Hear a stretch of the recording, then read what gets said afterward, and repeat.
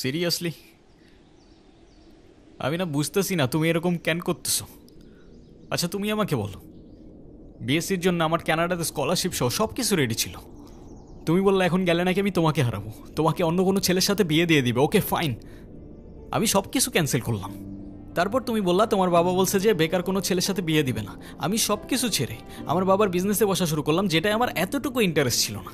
আমি আমার সব ইচ্ছা ছেড়ে তোমার জন্য পারফেক্ট হওয়ার চেষ্টা করলাম। তারপরও কিসের কমতি থেকে গেল যে তুমি আজকে এঙ্গেজমেন্ট রিংটা ফেরত দিয়ে দিচ্ছ?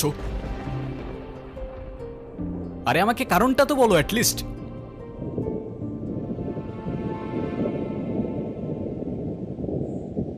কোনো কারণ নেই, আমার মনে হচ্ছে না আমাদের একসাথে থাকাটা পসিবল। That's it? সিরিয়াসলি তোমার মনে হচ্ছে না আমাদের একসাথে থাকাটা আর পসিবল? What about me? আমার কি মনে হচ্ছে সেটার কোনো ভ্যালু নাই? আমার সাইডটা কে দেখবে রুহি? দেখো, এত কথা বাড়ানোর কোনো মানে নেই, অযথা সময় নষ্ট করো না। সময় তো তুমি আমার নষ্ট করছো। এরকমটাই করার হইলে আমার লাইফটা কেন নষ্ট করলা? ভেঙে ফেলার হইলে সব আগেই ভেঙে ফেলতা, নাকি হুট করে এখন বেটার কাউকে পেয়ে গেছো?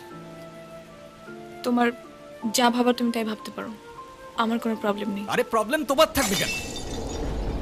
প্রবলেম তো তোমার ক্যারেক্টারে। আর আমার লাখের প্রবলেম যে তোমার মতো একটা মেয়েকে ভালোবাসছি।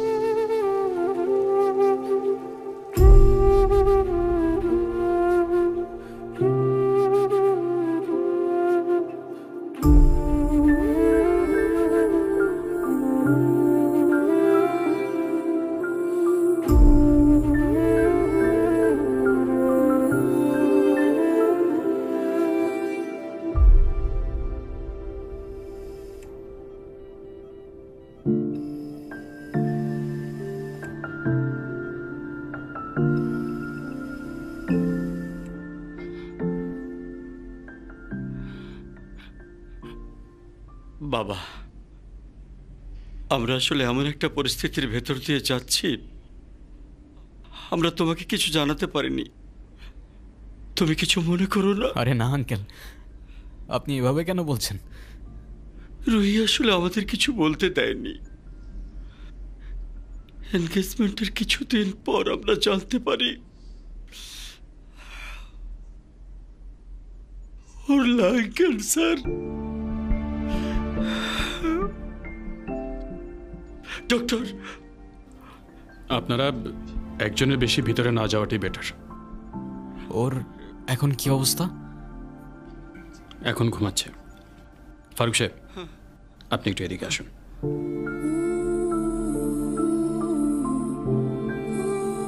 দেখুন, রুহি 4th স্টেজে আছে। রাইট নাও ক্যান্সারটা শরীরে আদার পার্টসেও ছড়িয়ে পড়েছে, like brain, bones and other organs. Sorry to say, ওর হাতে আর খুব বেশি একটা সময় নেই। Excuse me.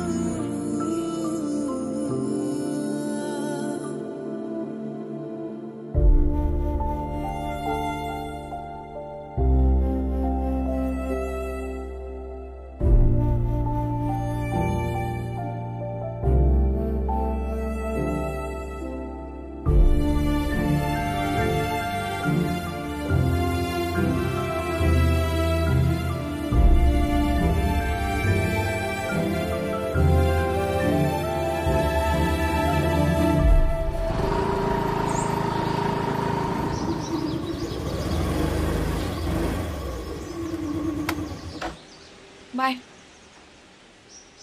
ওই হ্যাঁ, 1.5 বছর হয়ে গেছে।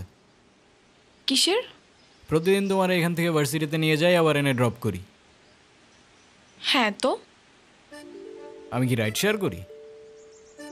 না। তাইলে তেলের টাকা তুমি দাও। না, কেন লাগবে? দিব। মারবো একটা। আচ্ছা তোমার কি আমার ইফোর্টসগুলো চোখে পড়ে না নাকি?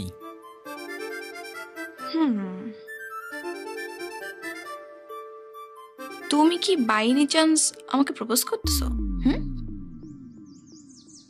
I guess yes. দম নাই, এভাবে কেউ প্রপোজ করে?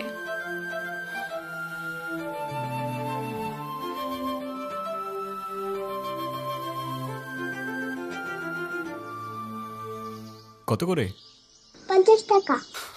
আচ্ছা না,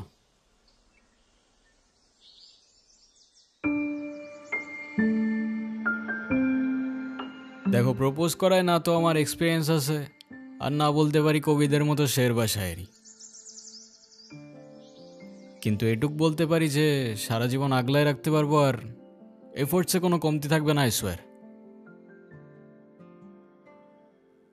কসম কাটা ভালো না।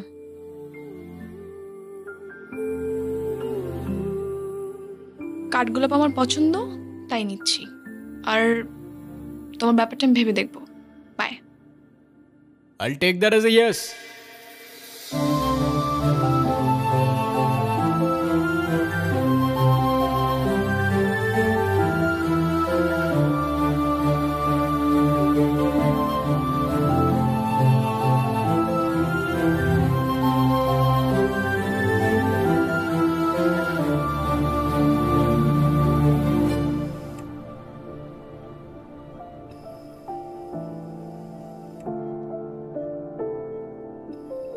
আমাকে মাফ করে দিও রুহি,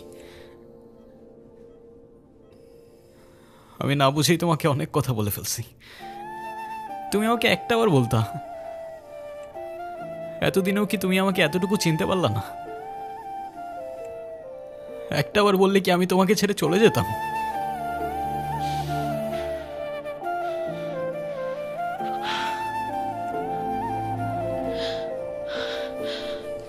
তুমি আমাকে ছেড়ে যাবে না বলেই তো আমি তোমাকে বলিনি। কেন তুমি চাও যে আমি তোমায় ছেড়ে চলে যাই? হ্যাঁ, তুমি কেন আমার এরকম একটা জীবনের সঙ্গে তোমার সুন্দর জীবনটা জড়াতে চাও বলো? তুমি ছাড়া আবার কিসের জীবন? আমার জীবনটা তো ততক্ষণই সুন্দর যতক্ষণ সে জীবনে তুমি আছো।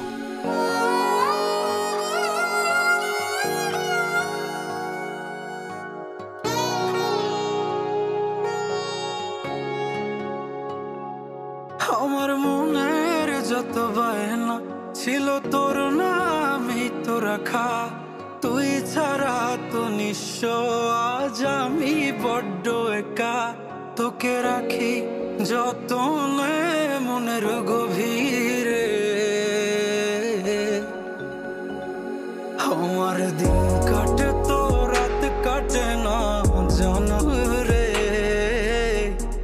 তোকে কত চায় আমার প্রাণ রে, ও জান রে। আমার দিন কাটে তো রাত কাটে না জানো রে।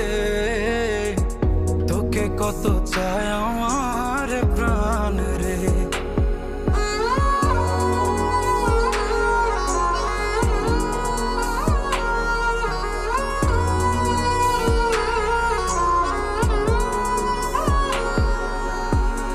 কি যে সুখ পাস রে তুই আমায় ব্যথা দিয়ে, ক্ষণে ক্ষণে যাত না দিস আধারে হারিয়ে। কি যে সুখ পাস রে তুই আমায় ব্যথা দিয়ে, ক্ষণে ক্ষণে যাত না দিস আধারে হারিয়ে। শুধু একবার এসে দেখ না মনের গভীরে,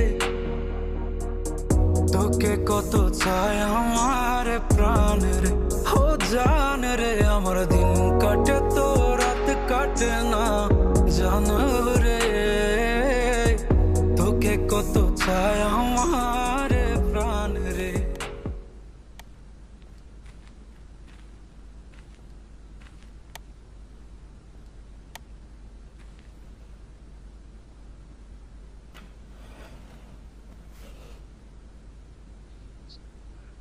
রেহান, সব জেনে শুনে এরকম করার না কোনো মানে হয় না, বুঝলি? আমি তোকে যেটা বলছি সেটা তোর ভালোর জন্য বাবা। এমন কিছু করিস না যাতে তোর জীবনটাই নষ্ট হয়ে যায়। মা, আমি ওকে ভালোবাসি, প্লিজ একটু বুঝে কথা বলো। আমি তো বুঝলাম তুই ভালোবাসিস, কিন্তু বিয়ে, ভালোবাসার জন্য নিজের ভবিষ্যৎটা নষ্ট করে দিবি? মানে মেয়েটা তো যে কোনো সময়। থামো না মা, প্লিজ। এটা তো আমার সাথেও হইতে পারতো না। আর আমার সাথে হইলে আর যাই হোক রুহি কখনো আমাকে ছেড়ে চলে যেত না। আর আমার লাইফে ওর আগে না কেউ ছিল আর না পরে কেউ থাকবে। সাব্বাস, এই না হলে আমার ছেলে। আরে বাবা, ভালো সময় কিংবা খারাপ সময় সব সময় পাশে থাকাটাই কিন্তু ভালোবাসা। রেহানা মা, রাগ করো না। আল্লাহ না করুক যদি কখনো তোমার কিছু হয়ে যায়, আমি কি তোমাকে ছেড়ে চলে যাব? না, বরঞ্চ তোমার পাশে থেকেই আমি তোমাকে সাহস যোগাবো। Proud of you. এ যুগে তোর মতো কয়টা ছেলে আছে বল? ছেলে হিসাবে তোকে নিয়ে আমি গর্ব করি।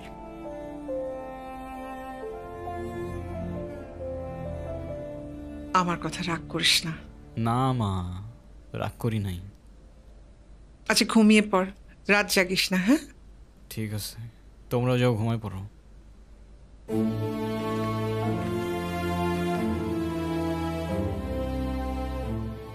কিরে বাবা, মন খারাপ? না, মন খারাপ করিস না, দেখবি সময়ের সাথে সাথে সবকিছু ঠিক হয়ে যাবে। শুয়ে পড়ায়, আমি আসি।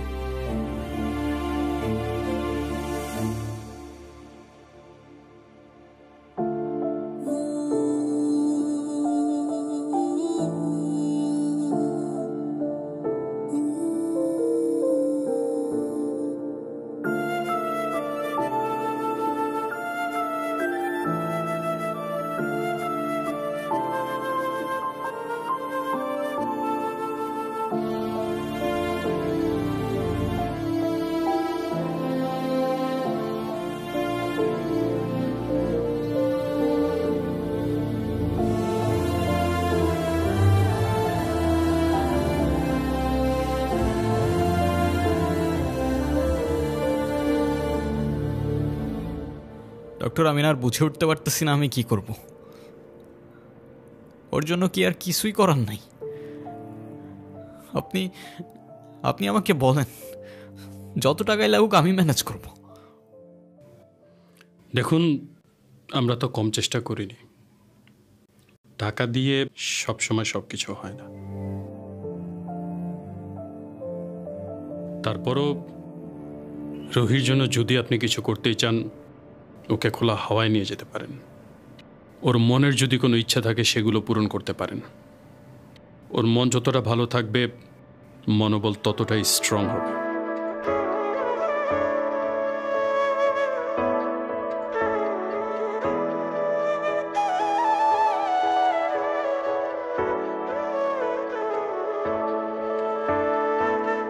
তোমার মতো একটা মানুষ সবার কি আর আছে, এমন করে জড়িয়ে ধরে সবাই কি আর বাঁচে। কার সুখে এক ফালি চাঁদ রোদের বুকে হাসে, জোছনা রাতে রূপসাগরে এমন করে ভাসে। তোমার মতো মানুষ একটা হারায় গেলে কোথায় পাই, মনের মতো ছেলে তুমি, তোমার মতো কেউ নাই। তোমার মতো মানুষ একটা হারায় গেলে কোথায় পাই, মনের মতো ছেলে তুমি, তোমার মতো কেউ নাই।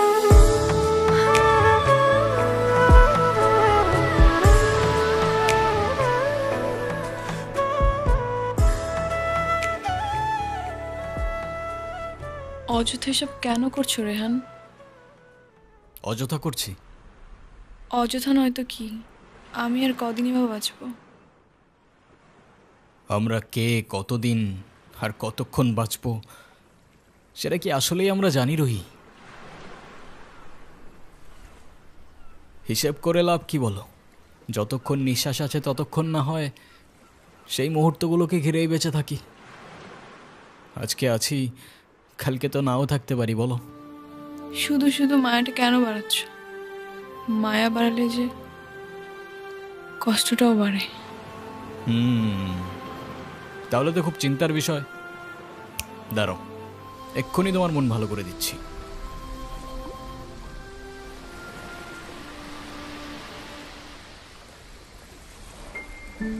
তুমি কি ভিডিও করতেছো? Yes sir. আমি তোমাকে ছবি তুলতে বলছি, ভিডিও করতে বলিনি। আচ্ছা, তুমি যে আমার সাথে এত দূরে আসছো, তোমার বাসায় যদি জানতে পারে? কিভাবে জানবে? কে বলবে? যদি আমি বলে দেই? এই না, একদম না। বাসায় জানলে আমার খবর আছে। ওকে, তো ফিউচার রুহিকে তোমার কিছু ইচ্ছার কথা বলো, তাই ও দেখে নিতে পারবে যে তোমার ইচ্ছাগুলো আদৌ পূরণ হইল কি না।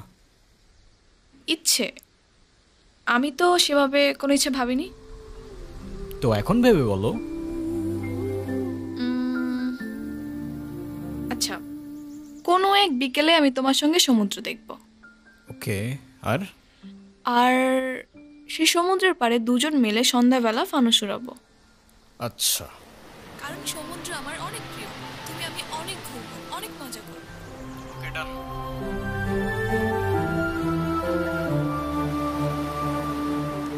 এই নাও তোমার বিকেল, আর ওই যে রইল তোমার সমুদ্র।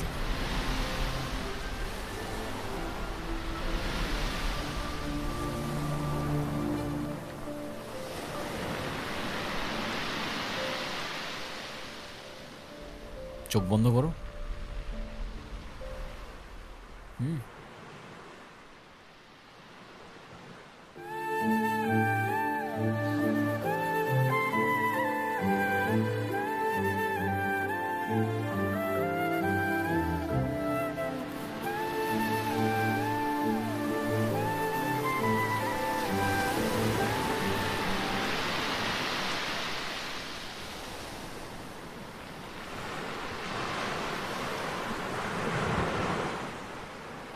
কি? তো বলো, আর কি বাকি রইল? আর কিছু বাকি নেই। Wrong answer. আছে তো। তো ফিউচার রুহিকে জানানোর মতো আর কোনো ইচ্ছে? না, আর তো তেমন কিছু মনে পড়ছে না। বুঝছো, যেটুক চাবা ওইটুকুই কিন্তু পাবা। পরের বার বললো না আমি জিজ্ঞাসা করি নাই। আচ্ছা ওয়েট, আমরা ফানুস উড়ানোর পর ক্যান্ডেল নাইট ডিনার করব। সাথে থাকবে সমুদ্রের ঢেউ, আর বাতাসে থাকবে কাঠগোলাপের সুবাস। কেমন হবে? নিজের দোষে নিজেই ফাঁসলাম মনে হচ্ছে। আচ্ছা, তো ফিউচার রুহি শুনতে পাচ্ছ? তোমার ইচ্ছাগুলো পূরণ হইল কিনা আমাদের জানিও কিন্তু। জোছনা রাতে রূপসাগরে এমন করে ভাসে, তোমার মতো মানুষ একটা হারাই গেলে কোথায় পায়। মনের মতো ছিলে তুমি, তোমার মতো কেউ নাই। তোমার মতো মানুষ একটা হারাই গেলে কোথায় পায়। মনের মতো ছিলে তুমি, তোমার মতো কেউ নাই।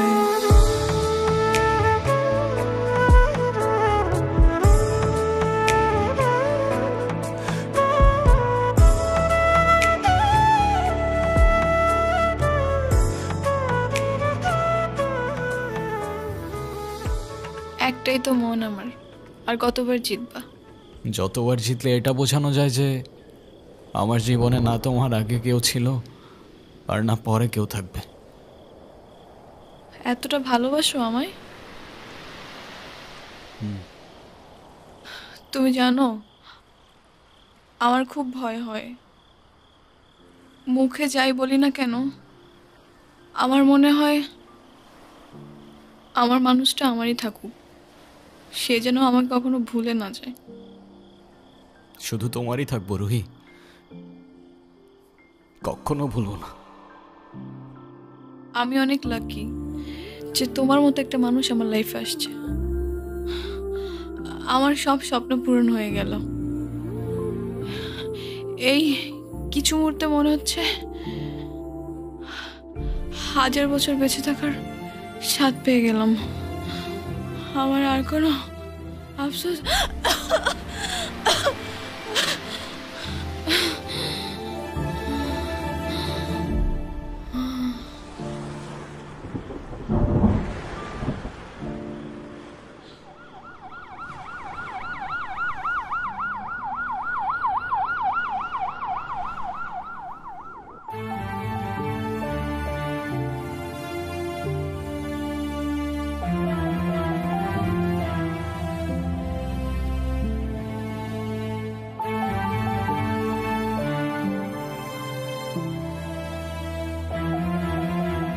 ডক্টর, ওর কি অবস্থা এখন? আপনাকে ডাকছে।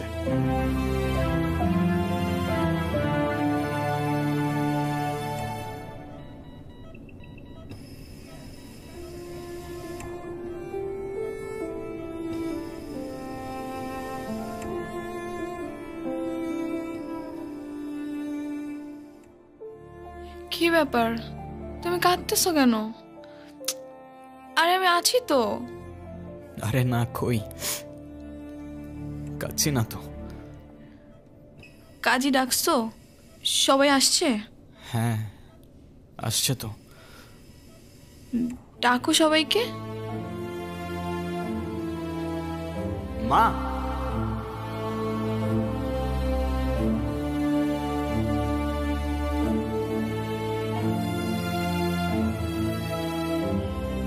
মা আমার কাছে বসো। বাবা মা, আমার কাছে আসো, বসো।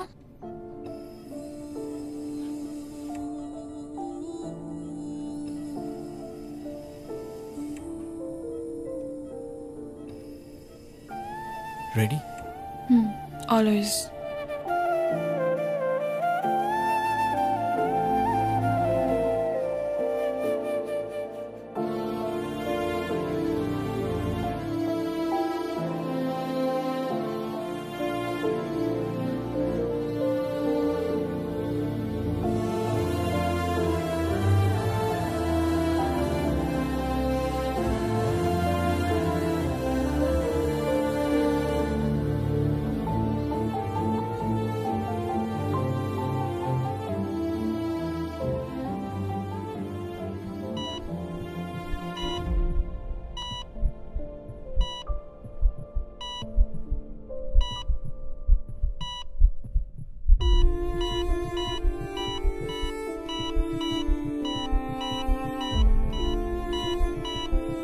রুহি,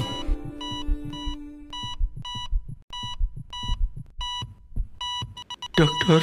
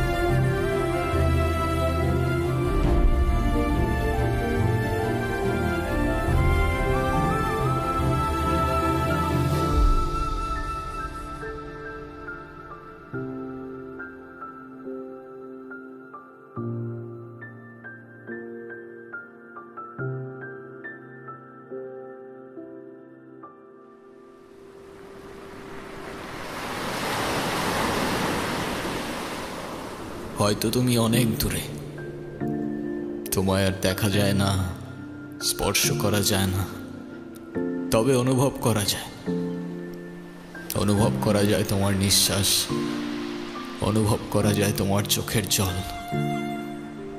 মনে রেখো আমি আসব মেঘের উপর পঙ্খিরাজে জোরে, কাঠগোলাপের সুবাস নিয়ে 7 সাগর 13 নদীর পরে। সে যেন ভোলে না মরে, সে যেন ভোলে না মরে।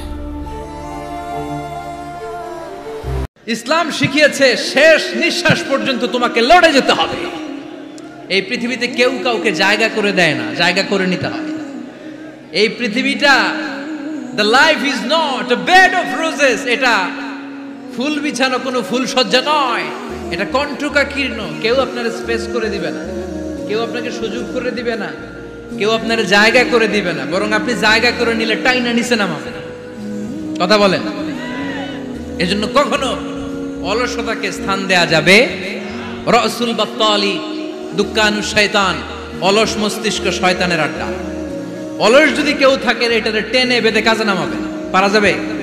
আল্লাহ তাআলা ততক্ষণ পর্যন্ত কোন জাতির ভাগ্যের চাকার পরিবর্তন করে না যতক্ষণ পর্যন্ত ওই জাতি নিজে নিজের ভাগ্যের চাকার পরিবর্তন করতে না চায়। চিল্লা এখন ঠিক কিনা?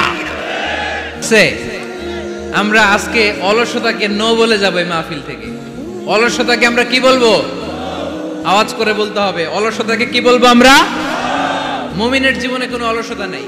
যখন আমরা এই সিদ্ধান্তে আসতে পারবো যে আমরা অলস সময় কাটাবো না, আমরা আমাদের এই সময়গুলোকে প্রোডাক্টিভ ওয়েতে কাজে লাগাবো, কোনো না কোনো কাজের সাথে জড়িত হব। Never under estimate any job, whether it's big or small, বড় হোক বা ছোট হোক, কোনো কাজকে আমরা ছোট করে দেখবো না। যে কোনো কাজ করো না ভাই, যে কোনো কাজ করো তা যেন হয় সবার চেয়ে সবচেয়ে সুন্দর। আমাদের অবসর সময়গুলোকে কাজে লাগানোর দরকার আছে না নাই? আমরা নিজেদেরকে কর্মঠ করে কর্মজীবী হিসেবে, শ্রমজীবী হিসেবে নিজেদেরকে প্রতিষ্ঠিত করতে চাই। রাজি আছে মুসলমান? লক্ষ্মীপুরের যুবক ছেলেরা আওয়াজ করে বলো, পারা যাবে? লজ্জা কিসে?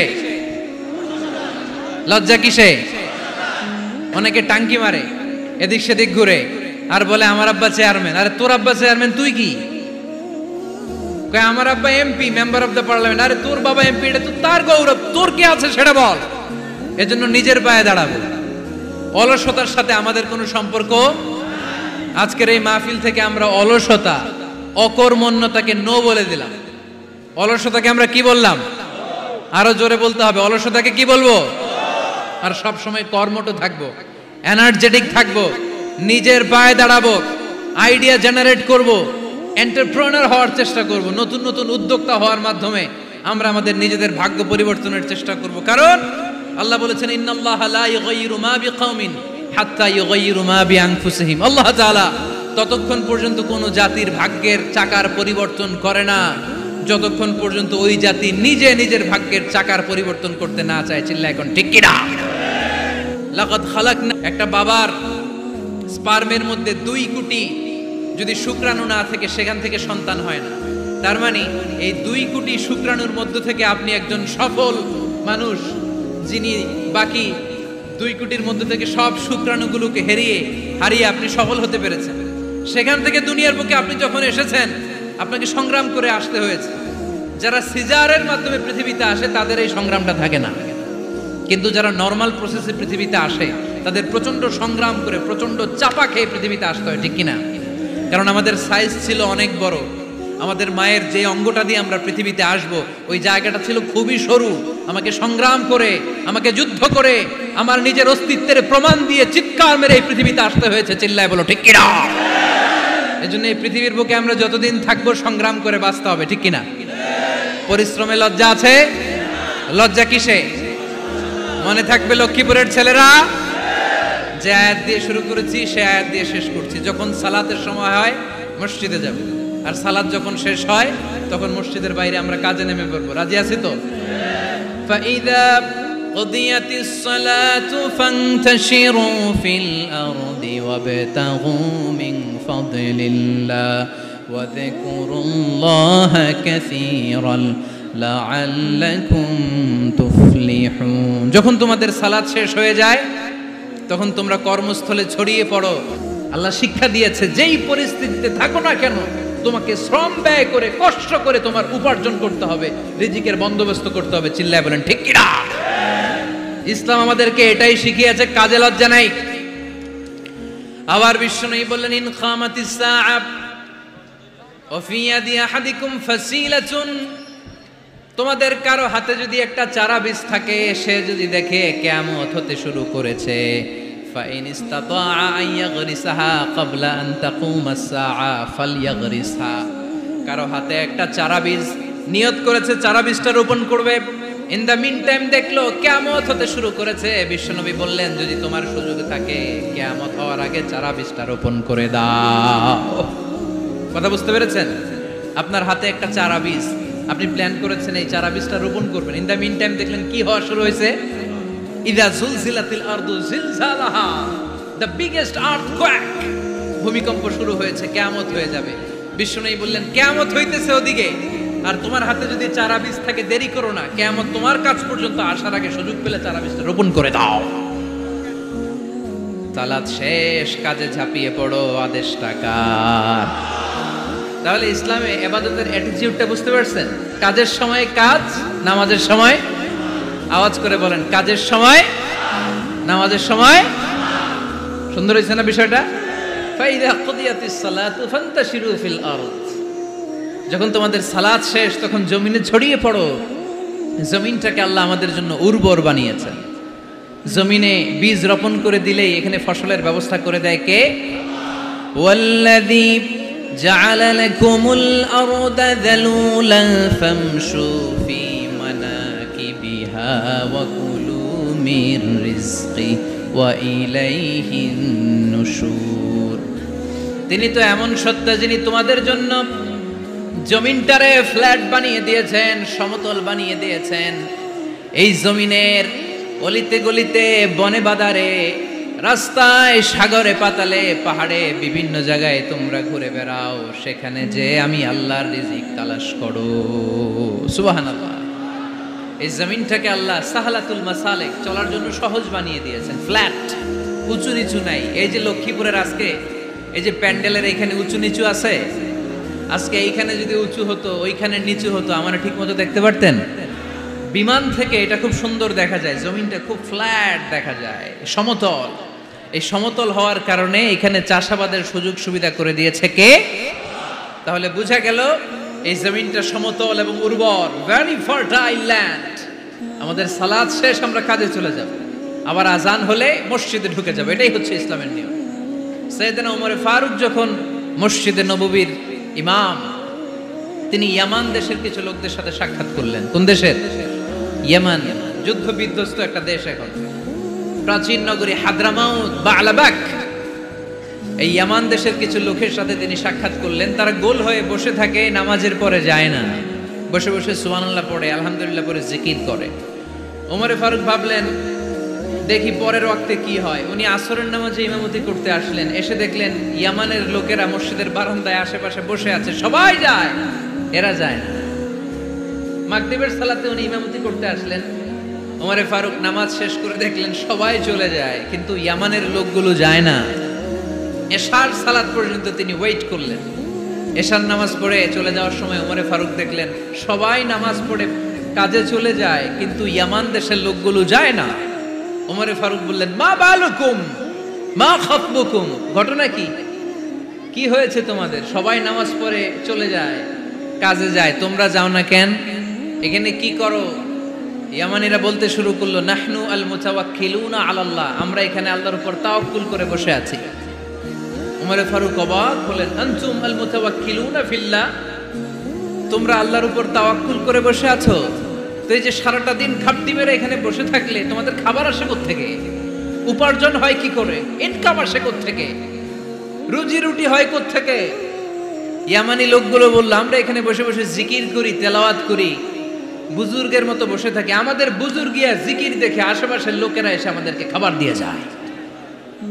ওমর ফারুক বললেন, সর্বনাশ, তাইলে তো তোমরা আল মুতাওয়াক্কিলুনা ফিল্লাহ নও, তোমরা হচ্ছে আল মুতাওয়াক্কিলুনা আলা বা'দিকুম বা'দা, একে অপরের উপর নির্ভরশীল। যারা প্লেটে করে খাবার নিয়ে আসে তোমরা তাদের উপর তাওয়াক্কুল করছো। কারণ তারা যদি প্লেট ভরে খাবার নিয়ে আসে তোমাদের পেটে কোনো দানা পানি পড়বে না। তোমরা আল্লাহর উল্লাহ নাও, তোমাদের সাধ্যের সবটুকু করার পরে তারপরে তোমরা তাওয়াক্কুল করবে। কি সুন্দর ইসলাম। এক সাহাবী বললেন, ইয়া রাসূলুল্লাহ, আমি ওটে চড়ে এসেছি, তো আপনি তো আমাদেরকে তাওয়াক্কুলের ওয়াজ করেছেন, আমি ওটের রশিটা গাছের মধ্যে না বেঁধে যদি শুয়ে থাকে আল্লাহর উপর তাওয়াক্কুল করি, ওটটা থাকবে না? বিশ্বনবী বললেন, না, তোমার ওট থাকবে না, আগে রশি দিয়ে ওটটা বাঁধো, ইআকিলহা সুম্মা তাওয়াক্কাল আলাল্লাহ। আগে টাইট করে রশি দিয়ে গাছের সাথে ওটের রশিটা বাঁধো, এরপর আল্লাহর উপর তাওয়াক্কুল করো। এইটার নাম তাওয়াক্কুল। চিল্লায় বলেন ঠিক কিনা? আপনার পার্টটা আপনার করতে হবে, আপনার যে রোল, এই রোলটা প্লে করতে হবে। আপনার সর্বোচ্চটুকু করার পরে আমরা তাওয়াক্কুল করি একজনের উপর। চিল্লায় বলেন তিনি কে? ওমর ফারুক বললেন, তোমরা মুতাওয়াক্কিলুনা আলাল্লাহ নাও, তোমরা বের হয়ে যাও, খবরদার এরপরে কোনোদিন তোমাদেরকে যেন এই মসজিদের মধ্যে ঘাপটি মেরে গোল হয়ে বসে থাকতে না দেখা যায়। কারণ ফাইদা কুদিয়াতিস সালাতু ফান্তাশিরু ফিল আরদ ওয়াবতাগু মিন ফাদলিল্লাহ। ইসলামের বিধান হচ্ছে যখন নামাজ শেষ মসজিদে বসে থাকা যাবে। চিল্লায় বলেন বসে থাকা যাবে? যাবে না। সর্বোচ্চটুকু করে তারপরে আপনাকে বের হয়ে যেতে হবে। প্রতিদিন সকালবেলা পাখির বাসা থেকে দেখবেন পাখিগুলো খালি পেটে বের হয়ে যায়। আপনাদের এই এলাকায় পাখির বাসা আছে? কি পাখির বাসা আছে? হ্যাঁ, সব পাখি আছে। তো সকালবেলা দেখবেন পাখির বাসা থেকে পাখিগুলো খালি পেটে বের হয়ে যায়। বিকেল বেলায় পাখিগুলোর ওদর পূর্তি করে পেট ভর্তি করে আবার পাখির নিড়ে ফিরিয়ে দেয় কে? কারণ পাখিগুলো তাওয়াক্কুল করেছে কার উপর? পাখিগুলো তাওয়াক্কুল করে যদি পাখির নিড়েই বসে থাকতো, ওদের পেটে খাবার আসতো? কথা বলেন। বিশ্বনবী এটাই বললেন, তাকদু খিমাসান ওয়া তারুহু বিতানান। তোমরা যদি পাখির মতো তাওয়াক্কুল করো, মানে আল্লাহর উপর তাওয়াক্কুল করে জমিনে বের হয়ে যাও, তোমাদেরও রিজিকের দায়িত্ব নিয়ে নিবে কে? সকালবেলা প্রতিটা পাখি না খেয়ে বের হয়ে যায়। একটা পাখির পেটের ভেতরে কোনো দানা পানি নাই, কিন্তু আল্লাহর উপর তাওয়াক্কুল করে পাখিগুলো যখন বের হয়ে যায়, বিকেল বেলা পেট ভর্তি করে ওদর ভর্তি করে আবার পাখির নিরে পাখিগুলোরে ফিরিয়ে দেয় কে? পাখিগুলো কি আমাদের মতো খাবার জমা করে রাখতে পারে? আমরা তো 7 দিনের বাজার একবারে করে ফ্রিজে রাখি। পাখিদের ফ্রিজ আছে না? আছে। আমাদের অতিরিক্ত টাকা হলে আমরা ব্যাংকে ব্যালেন্স করে রাখতে পারি, অ্যাকাউন্ট করে রাখতে পারি। পাখিরাও তো অ্যাকাউন্ট করে রাখে না? না, প্রতিদিন না খেয়ে বের হয়। কালকে ওই পাখিটা কি খাবে, কোন জায়গা থেকে তার রিজিকের ব্যবস্থা হবে আল্লাহ ছাড়া কেউ জানে। এটার নাম তাওয়াক্কুল। এটার নাম কি? আমাদের সাধ্যের, আমাদের ক্যাপাসিটি, আমাদের ক্যাপাবিলিটির সবটুকু করে আমরা তাওয়াক্কুল করি একজনের উপর। চিল্লায় বলেন তিনি কে? এজন্য ইসলাম আমাদেরকে শিখায়, সালাত যখন শেষ বের হয়ে যাও, কাজে নেমে পড়ো। কাজে কোনো লজ্জা নাই, পরিশ্রমে কোনো লজ্জা আছে? যিনি রিক্সা চালায় এতে তার কোনো লজ্জা আছে? দিনমজুর, কুলি, ঠেলা গাড়ি চালায়, ছোট্ট ব্যবসা করে, এতে কোনো লজ্জা আছে? লজ্জা নাই। খেয়াল রাখবেন, লজ্জা হচ্ছে অলসতায়। লজ্জা কিসে? বিষ্ণু ঈসা ইসলাম বলেছেন, মা আকালা আহাদুন তুআমান কাত্তু খায়রুম মিন আইয়াকুলা মিন আমালি ইয়াদি। নিজ হাতে উপার্জিত খাবারের চেয়ে, অর্থের চেয়ে শ্রেষ্ঠ খাবার পৃথিবীর কোনো মানুষ কোনোদিন ভক্ষণ করে নাই। চিল্লায় কোন সুবহানাল্লাহ। শ্রেষ্ঠতম খাবার নিজ হাতে উপার্জিত খাবার। ঘাম জড়িয়ে যে অর্থ উপার্জন করা হয়, যে ইনকাম করা হয়, এটা হালাল। আর হালাল খেয়ে দোয়া করলে কবুল করে কে?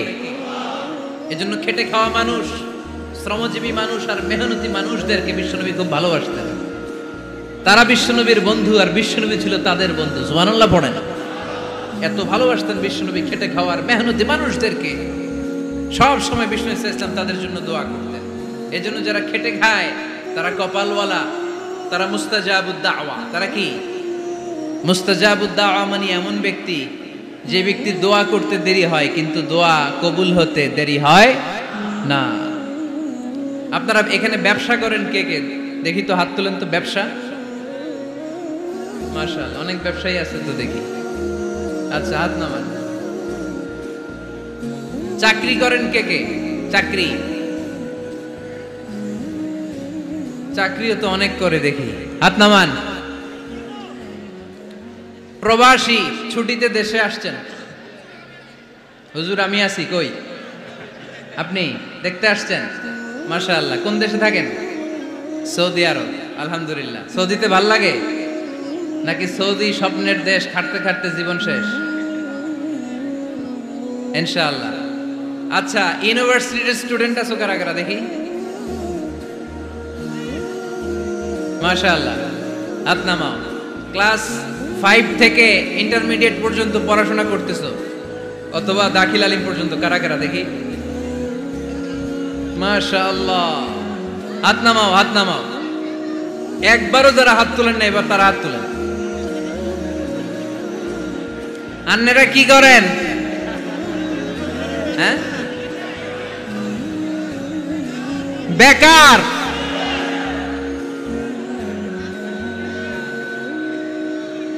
বাংলাদেশে চাকরির বাজার খুব মন্দা, ঠিক কিনা? বাংলাদেশ ইন্ডিয়াতে চাকরি পেতে অনেক কষ্ট। সামান্য একটা পদের জন্য যেখানে চেয়েছে ক্লাস 8 পাস, এখানে ডবল মাস্টার ডিগ্রি অ্যাপ্লাই করছে কয়েক লক্ষ। এজন্য আমাদেরকে উদ্যোক্তা হতে হবে। You have to be the entrepreneur. আমাদের উদ্যোক্তা দরকার, বেশি বেশি নতুন নতুন উদ্যোক্তা। নিজেই এমন আইডিয়া নিয়ে আসবে যেই আইডিয়া বিক্রি করে দুর্দান্ত আইডিয়া দিয়ে তুমি পুরো দেশ কাঁপিয়ে দিতে পারো। পারা যাবে না লক্ষ্মীপুরের ছেলেরা? আইডিয়ার অনেক দাম। You have to generate new ideas. নতুন নতুন আইডিয়া এনে মানুষ গোটা বিশ্বকে তাক লাগিয়ে দিচ্ছে। এই যে কত কয়েক বছর আগে কারের একটা রাইড চালু হয়েছে, নাম হয়েছে উবার। কি নাম? ঢাকায় যারা চলাফেরা করেন তারা হয়তো চড়েছেন। উবারের নাম শুনছেন না? এই উবার কোম্পানি কি করে জানেন? নিজেদের ব্যবসা নাই, পুঁজি নাই, পাত্তি নাই, অফিস নাই, কিচ্ছু নাই, কোটি কোটি টাকা হাতায় নিচ্ছে। Just idea, just they are generating new ideas. নতুন নতুন আইডিয়া দিয়ে গোটা বিশ্ব কাঁপিয়ে নিয়েছে একটা মোবাইল অ্যাপসের মাধ্যমে। কিসের মাধ্যমে? Mobile apps. একটা কোম্পানি খুলেছে, গোটা বিশ্বের সব প্রাইভেট কারওয়ালারা ওইখানে রেজিস্ট্রেশন করে আপনি মোবাইলে কোথায় যাবেন, কোত্থেকে যাবেন লিখবেন, গাড়ি আপনার বাড়ির সামনে এসে হাজির। তার একটা পার্সেন্টেজ ওই উবার কোম্পানি পায়। ইউনাইটেড স্টেটস অফ আমেরিকার একটা স্টেট আছে সান ফ্রান্সিসকো, ওইখান থেকে শুরু করছে। 775টা সিটিতে ওদের অপারেশন আছে। বাংলাদেশে ঢাকাতেও আছে। আমি মালয়েশিয়াতে থাকি, ওখানেও আছে, ওখানেও আমরা চড়ি। প্রায় 63টা দেশে ওদের কাজ বাজ আছে। গত বছরে 2018 সালে ওদের প্রফিট ছিল, রেভিনিউ ছিল 11.27 billion US dollar, 11.27 US billion dollar. Just they are selling their ideas. নতুন নতুন আইডিয়া দিয়ে গোটা বিশ্ব কাঁপাচ্ছে। এই উবার যখন চালু হলো, আমি তখন মালয়েশিয়ায়, শুনলাম বাংলাদেশে নতুন আর একটা বাইর হইছে, পাঠাও। কি নাম? এটা বোধহয় সারা বাংলাদেশ ব্যাপী হয় নাই, 3টা জায়গায়, সিলেটে, চট্টগ্রামে আর ঢাকায়। এরা আরো চালাক। বাংলাদেশের ছেলেপেলেদের মাথায় চিকন চিকন অনেক বুদ্ধি। এরা ভাবলো এই উবার দিয়ে আর আমরা কত আগাবো, আমাদের গাড়ি আরো ছোট করতে হবে। এরা মোটরসাইকেল রাইড দেওয়া শুরু করছে। জ্যামের শহর ঢাকা, চিপা চাপা দিয়া এরা আপনারা নিয়ে জায়গা মতো পৌঁছায় দেবে। তো এই যে উবারের পরে আমাদের ছেলেরা বানাইলো পাঠাও। এরপরে কত কিছু বানাচ্ছে ছেলেপেলেরা, আমি তো এগুলো দেখে অবাক। রকমারি.com নাম শুনছো? বিক্রয়.com নাম শুনছো?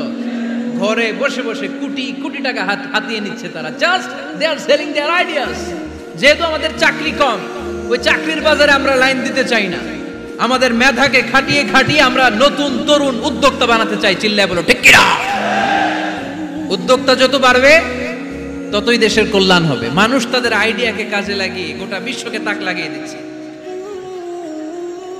আমরা আমাদের সমতল ভূমিতে চাষ করতে চাই না। মালয়েশিয়াতে একটা এলাকা আছে ক্যামেরুন হাইল্যান্ড, ওরা পাহাড়ের মধ্যে চাষাবাদ করে গোটা মালয়েশিয়ার খাদ্যদ্রব্যের অভাবকে মুক্ত করে দিয়েছে। পাহাড়ের মধ্যে ওখানে ফুলের বাগান, ক্যামেরুন হাইল্যান্ড প্রায় 6000 ফিট উঁচু, প্রচন্ড ঠান্ডা। এই ঠান্ডা পাহাড়ি হিল ট্রাক্স এরিয়াতে মালয়েশিয়ার এই ক্যামেরুন হাইল্যান্ডে ওখানে আছে ফুলের বাগান, আছে ফলের বাগান, আছে চায়ের বাগান, ওখানে মধুর চাষ হয়, ওখানে শাকসবজি চাষ হয়, ওখানে অনেক কিছু চাষাবাদ হয়। ওই ফলমূল শাকসবজি দিয়ে গোটা মালয়েশিয়ার 14টা স্টেটে যত শাক সবজি ফলমূল লাগবে ওরা আঞ্জাম দেয়। আর আমরা আমাদের সমতল ভূমিতে চাষ করতে চাই না। আমরা চাষাবাদকে খুব লজ্জা মনে করি। এটা ভুল আইডিয়া। আমাদের যে এলাকা যেই জিনিসের জন্য বিখ্যাত ওইটাকে আমাদের ব্র্যান্ডিং করতে হবে। লক্ষ্মীপুর কিসের জন্য বিখ্যাত? নারিকেল সুপারি। নারিকেল সুপারি যে পৃথিবীর কত মানুষ, ইন্দোনেশিয়ান লোকেরা মুড়ির মতো খায় নারিকেল আর সুপারি। তো এইটারে আমাদের ব্র্যান্ডিং করতে হবে। যেই দেশে যেটা আছে, যে এলাকা যেই পণ্যের জন্য বিখ্যাত ওইটা আমাদের ব্র্যান্ডিং করতে হবে। আমাদের আদমজির জুট মিল বন্ধ না, ভাওয়ানি জুট মিল বন্ধ। আমাদের পাট শিল্পকে ধ্বংস করে দিয়ে ইন্ডিয়া এখন ওই কটনের পাঞ্জাবি বানায়, জুট কটনের পাঞ্জাবি। আছে না নাই? পুরা বাংলাদেশের মার্কেট এই জুট কটনের পাঞ্জাবি দিয়ে সয়লাভ। আমাদের বাংলাদেশের পাট দিয়ে যদি আমরা মিহি পাঞ্জাবি বানাতে পারতাম, গোটা বিশ্বকে, বিশ্ব বাজারকে আমরা দখল করে নিতে পারতাম, ঠিক কি না? এজন্য আমাদেরকে নতুন নতুন আইডিয়া জেনারেট করতে হবে। চাকরির পিছনে বসে থাকলে চলবে না। আর আজান যদি হয়ে যায় ছুটে যাব মসজিদে, আর নামাজ শেষ হলে আমরা আমাদের কাজের দিকে চলে যাব। চিল্লায় বলেন ঠিক কিনা? যেটাই করব আমরা ভালোভাবে করব। আল্লাহ বলেছেন লিয়াবলুয়াকুম আইয়ুকুম আহসানু আমালা। লক্ষ্মীপুরের ভাইয়েরা আওয়াজ করে উত্তর দেন, আওয়াজ করে উত্তর দিতে হবে। জান্নাতে যেতে হলে 100তে কত নাম্বার পেতে হবে? হ্যাঁ, হয় নাই 51। কি নাম তোমার? হ্যাঁ, ফরহাদ। জান্নাতে যেতে হলে 100তে আমার দরকার 51। 100তে কত লাগবে? ফাআম্মা মান সাকুলাত মাওয়াজিনুহু ফাহুয়া ফি আইশাতির রাদিয়া। সেদিন মিজানের পাল্লা যার ভারী হয়ে যাবে সে আনন্দ উৎসবে থাকবে। তো মিজানের পাল্লা ভারী হওয়ার জন্য 100তে আমার কত পাওয়া লাগবে? কত পাওয়া লাগবে? 51 পেলেই হয়ে যাবে। এজন্য আল্লাহ বলছেন লিয়াবলুয়াকুম আইয়ুকুম আহসানু আমালা। যেটাই করবে ভালোভাবে করবে। আল্লাহ এটা পরীক্ষা করতে চান যে আমরা ভালোভাবে কে কতটুকু আমল করেছি। যারা আরবি বোঝেন, আলেম ওলামা, আপনারা জানেন এখানে আল্লাহ বলেননি লিয়াবলুয়াকুম আইয়ুকুম আকসারু আমালা। আল্লাহ এটা দেখতে চান যে তোমাদের মধ্যে থেকে কে বেশি আমল করে। এটা বলছে আল্লাহ? বলে নাই। আল্লাহ বলেছে লিয়াবলুয়াকুম আইয়ুকুম আহসানু আমালা, যে ভালো করে করে। এজন্য আমরা যাই করি না কেন কি করে করব? আওয়াজ করে বলতে হবে। কেমন করে করব? যে কোনো কাজ করো না ভাই, যে কোনো কাজ করো তা যেন হয় সবার চেয়ে সবচেয়ে সুন্দর। পড়েন, যে কোনো কাজ করো না ভাই, যে কোনো কাজ করো তা যেন হয় সবার চেয়ে সবচেয়ে সুন্দর। পড়েন, যে কোনো কাজ করো না ভাই, যে কোনো কাজ করো তা যেন হয় সবার চেয়ে সবচেয়ে সুন্দর। হোক না সেটা পড়া লেখা, রঙের ভাষায় ছবি আঁকা। পড়েন, হোক না সেটা পড়া লেখা, রঙের ভাষায় ছবি আঁকা। হোক না সেটা সামান্য কাজ কিংবা মহত্তর, তা যেন হয় সবার চেয়ে সবচেয়ে সুন্দর। যে কোনো কাজ করো না ভাই, যে কোনো কাজ করো তা যেন হয় সবার চেয়ে সবচেয়ে সুন্দর। চিৎকার করে বলেন ঠিক কিনা? আমরা যেটাই করি না কেন ওইটা ভালো করে করার দরকার আছে না নাই? এজন্য কাজে আর শ্রমে কোনো লজ্জা নাই। লজ্জা হচ্ছে অলসতায়। লজ্জা কিসে? অলসতায়। কাজ করে খেতাম, কাজে লজ্জা নেই। লজ্জা হচ্ছে অলসতায়। লজ্জা কিসে? আজকের আলোচনা থেকে এটা মুখস্থ করে নিতে হবে। কাজে লজ্জা নেই। লক্ষ্মীপুরের ইয়াং স্টারেরা শ্রমে লজ্জা নেই, পরিশ্রমে লজ্জা নেই। লজ্জা অলসতায়। লজ্জা কিসে? আরো জোরে। নবীরা কি এমনি এমনি বসে বসে খাইছে? কঠিন পরিস্থিতিতেও নবীরা পরিশ্রম করে উপার্জন করা লেগেছে, ঠিক কিনা?